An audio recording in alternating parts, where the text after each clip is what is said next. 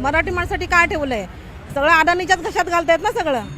मराठी माणूस जाणार कुठे? हा मराठी माणसाचा खूप सळसळत रस्ता सळसळत आहे की मला उद्धव बाळासाहेब ठाकरे आणि राज ठाकरे यांचीच पाहिजे. 1,000 रुपये देऊन लाडकी बहीण केली, पण सगळी महागाई केली ना. मला उद्धव बाळासाहेब ठाकरे आणि राज ठाकरे यांचीच पाहिजे. हिंदुत्व जर टिकवायचं आपल्याला तर त्यांचीच गरज आहे.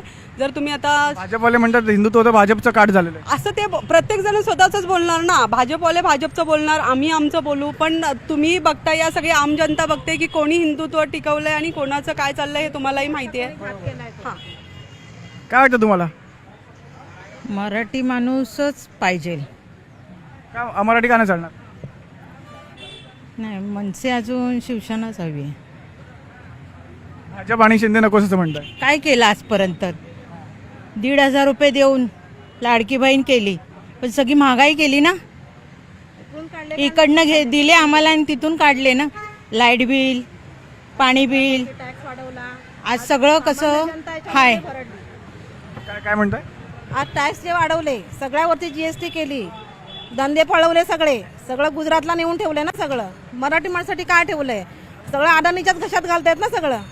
मराठी माणूस जाणार कुठे? हा मराठी माणसाचा खूप सळसळत रस्ता सळसळत आहे की नाही, हे आम्हाला नको. ते सरकारच नको आहे आम्हाला. ह्याच्या पुढे ते मराठी माणूस दाखवून देईल तुम्हाला, ह्या इलेक्शनला दाखवून देईल. महानगर